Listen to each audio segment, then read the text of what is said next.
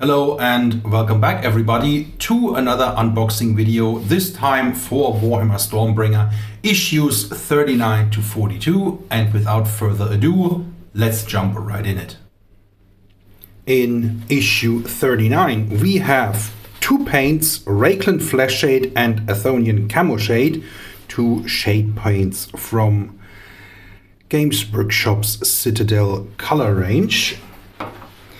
And in the magazine we have our usual reading, collecting, painting and playing, this time with a focus on the Sylvaneth, the goblins, and here we go with the how to paint, in particular how to use the shading paints that we get in this issue, and going over both sides. Very nice. Here come the rules, more details about terrain, and that is the first issue done. The next issues, number 40 and 41, bring this very beautiful model. Here you can see the first sprue.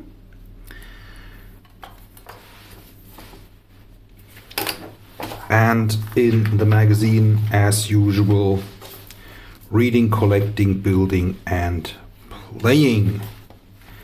So, very interested in the spirit of Durthu.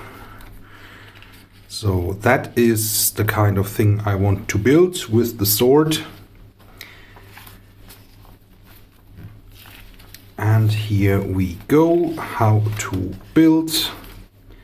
Now this is the how to build complete in this issue, but the final sprues will be coming in the next one.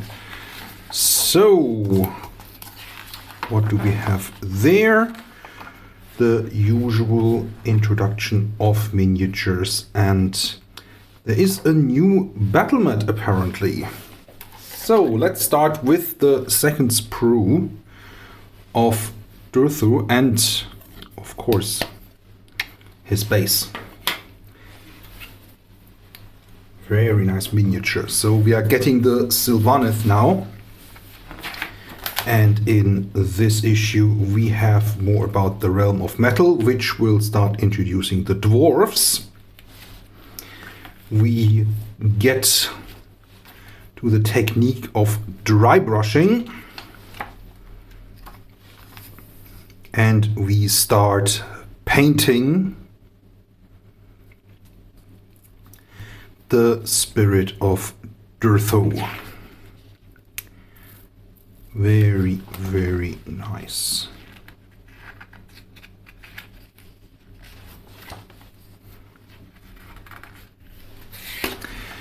Now I have to say these painting guides are rather detailed, so even beginners will be able to get really nice results. Yeah. We have more battle plans. And this came as well in this issue. Armies of the Camon, which is the realm of metal. And we are getting our dwarfs. Now when this started I already said to my friend Mark, you can have the dwarfs, I'm not interested. And the final sprue miniature for this round of unboxing is Moloch the Mighty and his mob.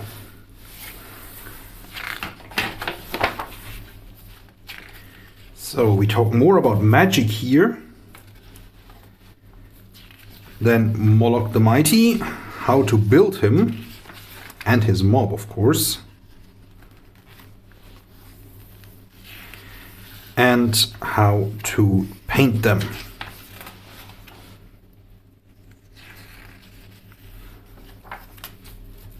We have our usual war scrolls and more about the gaming. Now, moment of truth.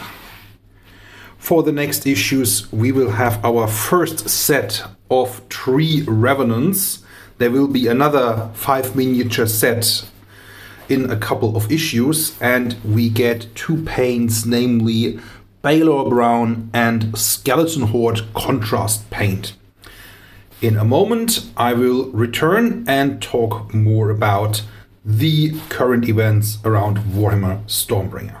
So, as I said, a couple of words about the Warhammer Stormbringer subscription, and I want to start with the email that we all subscribers received a couple of days ago, and we were notified that every issue will now be £2 and the equivalent amount in dollars or euros more expensive due to whatever cost of living crisis, or just because we can. So, and I'm saying just because we can, because cost of living crisis, that was something really foreseeable. It was something that could have been better planned. And it is, in my opinion, really pushing the affordability for many people for this subscription. Obviously, still a great deal. You're getting a lot of miniatures and paints at a steep discount. So that's not to say that it's not value for money. It still is a very good value for money. But when you consider a standard 4-issue delivery every 4 weeks, which means in some months you will have 2 full deliveries and pay for 2 full deliveries, you will spend more than £40 on every delivery. If you are premium, it will even be over £50. So I'm looking at £52 and the equivalent amount in dollar and so forth every single month. And in the months where I will have 2 deliveries, like this December, I will get another delivery just before New Year. I am paying over £90 for a miniature subscription. And if you have that budget, great. I absolutely envy you. But a lot of people will not have that kind of money. And for me, the question is, what is the purpose of such a subscription? I said a couple of videos ago, or even at the beginning of this subscription, this is a great deal for everyone who wants to get into Warhammer Age of Sigmar or who likes building miniatures.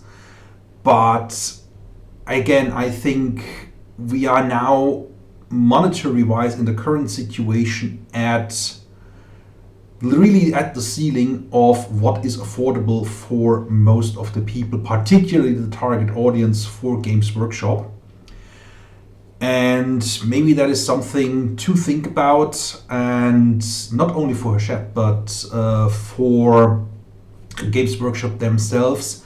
How do we want to position ourselves in the market? Now, that being said, the news broke this morning. I think that Games Workshop was paying out a large bonus to all its employees. At least here in the UK, I think it was £2,500 each and every employee, because their sales in the first half of the business year went up by 12%. Yeah. Games Workshop is a very successful organization. So I'm not sure if this kind of price is still at the point where a lot of people that got into gaming through this or a previous subscription are still going to continue, which I think is a shame. The whole industry is going through the same motions, and for years and years older gamers like me are complaining there are no young gamers anymore.